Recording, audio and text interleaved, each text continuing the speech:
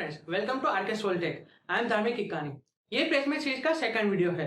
First video में हमने बात की थी कि हम ये प्लेसमेंट सीरीज में कौन कौन से टॉपिक्स के बारे में बात करने वाले हैं और उसका कुछ छोटा बहुत इंट्रोडक्शन दिया गया था। तो अगर आपने वो वीडियो नहीं देखा है तो लिंक आपको डिस्क्रिप्शन में मिल जाएगी, आप वो जाके भी देख सकते हैं। तो आज का वीडियो रहेगा how to apply for a job. अगर आप कॉलेज स्टूडेंट हो और आपकी कॉलेज में प्लेसमेंट के लिए कंपनियां आती हैं तो आप ऑन कैंपस के लिए अप्लाई कर सकते हो। अगर आपकी कॉलेज में कंपनियां आती है तो वहां पर एक ऑन प्लेसमेंट के लिए एक कमिटी बनाई जाएगी। जो कमिटी आपको गाइडलाइंस प्रोवाइड करेगी कि किस कंपनी के लिए आपको कितना प्रिपरेशन करना है, उसमें किस प्रोफाइल के लिए आपको किस हिसाब से प्रिपरेशन करना रहता है। यही बात आपको अपनी फैकल्टी के थ्रू और वो कमेटी मेंबर के थ्रू आपको गाइडलाइंस प्रोवाइड की जाएगी।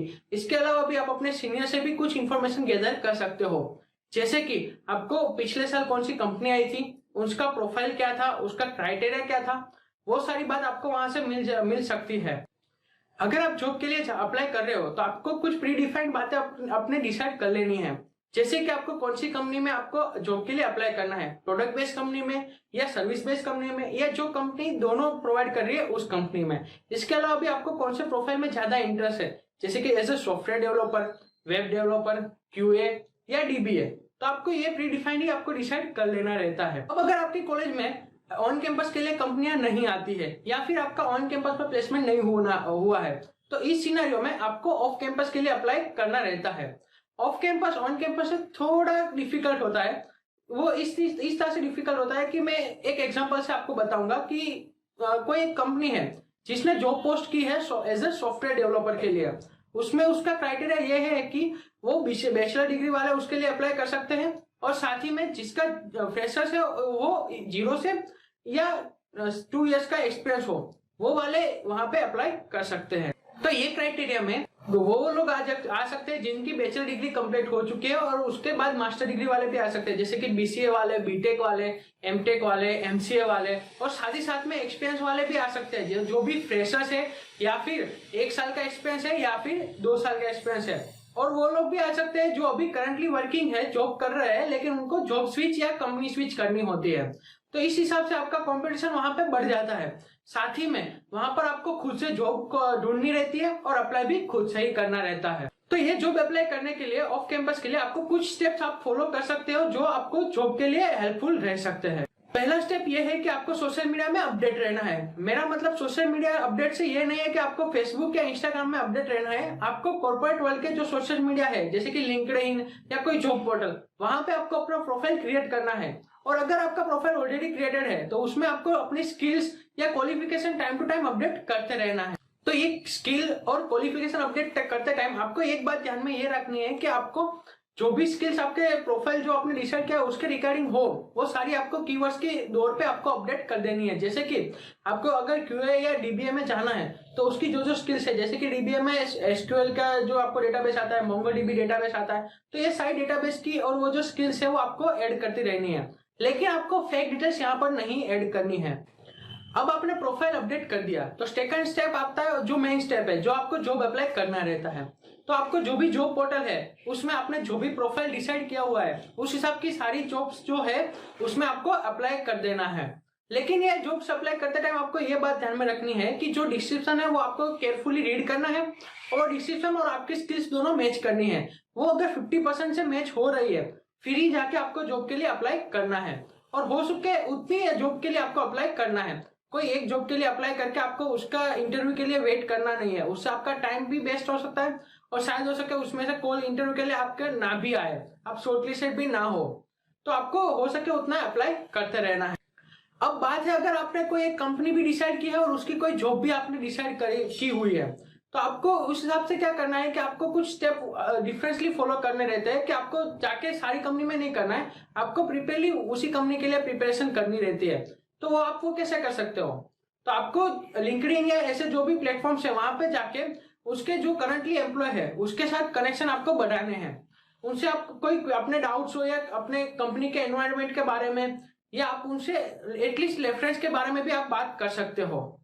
अब बात अगर रेफरेंस की आई है तो आप रेफरेंस के लिए उनको, अगर आप रेफरेंस के लिए बात कर रहे हो तो आपको हो सके उतने कम मैसेजेस में वो बात खत्म करनी है, और वो हो सके तो वो मैसेज में आपको अपने जो प्रोफाइल के लिए अप्लाई करने वाले हो वो जो प्रोफाइल का आपको डिटेल्स डालनी है, उसके साथ ही आपकी जो स्किल्स है वो डालनी है।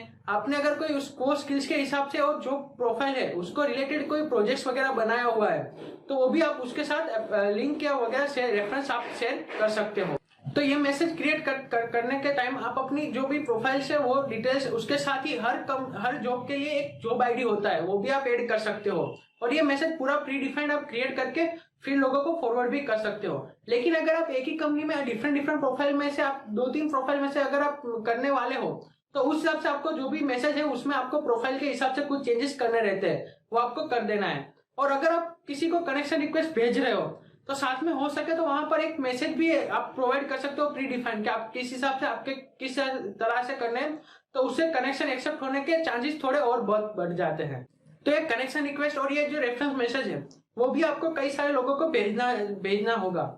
कोई एक को भेज के आप उनसे ले लोगे ऐसा नहीं हो सकता, शायद हो सके वो ना भी दे, तो आपको बहुत सारे लोगों को भी भेजते रहना है। अगर आपकी कोई कंपनी पहले से ही डिफाइंड है और उसकी जो प्रोफाइल है उसकी ओपनिंग के बारे में आपको पता है तो आप वो कंपनी की डायरेक्ट वेबसाइट पर जाके कैरियर पेज से भी आप जॉब के लिए अप्लाई कर सकते हो। और अगर आपने जॉब अप्लाई किया है या किसी से रेफरेंस के लिए बात की हुई है तो आपको ऐसे एक बार मैसेज करके आपको छोड़ नहीं देना है, आपको टाइम टू टाइम उसका फॉलोअप भी लेते रहना है।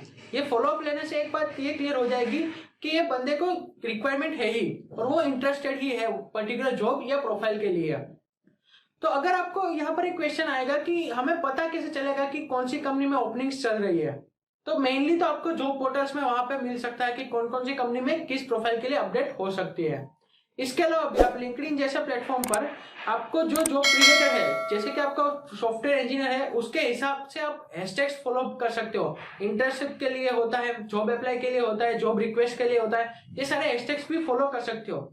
साथ ही में वहां पे कुछ ऐसे पेजेस भी है जो नई रिक्रूटमेंट और नई इंटर्नशिप के बारे में भी अपलोड करते रहते हैं, तो आप उनको भी फॉलो कर सकते हो। वहां से आपको कौन सी ओपनिंग हो रही है वो सारी बातें आपको मिलती रहेगी। अगर आप इंटरव्यू क्रैक नहीं भी कर पा रहे हो तो आपको डिसअपॉइंट नहीं हो जाना है, आपको कॉन्फिडेंस ही रहना है। और जो भी आपने गलतियां की है जिस वजह से आप इंटरव्यू क्रैक नहीं कर पाए उसमें से भी आपको लर्न करते रहना है। फॉर एग्जाम्पल, अगर आपने बेसिक राउंड क्लियर कर दिया लेकिन एप्टीट्यूड राउंड में आप फेल हुए तो आपको घर आके आपको एप्टीट्यूड राउंड के जो गलतियां की है वो नोट डाउन करनी है और उसके हिसाब से आपको प्रिपरेशन करके फिर दूसरे इंटरव्यू के लिए जाना है। तो इससे क्या होगा कि आपके नेक्स्ट इंटरव्यू में फेल होने के चांसेस कम हो जाएंगे। और एटलीस्ट लास्ट में तो रिज्यूमे में वही आता है कि आपका किस जॉब पे आप वर्क कर रहे हो और एक्सप्रेस कर रहे हो, आपने कितने इंटरव्यू के बाद वो क्रैक किया, वो कहीं भी रिज्यूमे में या कहीं भी बात ये नहीं होगी। तो बस आज के वीडियो में इतना ही। नेक्स्ट वीडियो में हम जॉब अप्लाई के लिए जो रेज्यूमे बनाने वाले हैं उसमें कौन सी बातें ऐड करनी है, क्या क्या उसकी फॉर्मेट रहेगी, कौन सी बातें अवॉइड करनी है, उसके बारे में हम बात करेंगे। तो अगर वीडियो पसंद आई हो तो लाइक करें, शेयर करें और सब्सक्राइब करें। आप हमें इंस्टाग्राम में भी फॉलो कर सकते हैं और अपने हमें वहां पर भी डीएम कर सकते हैं। तो मिलते हैं नेक्स्ट वीडियो में।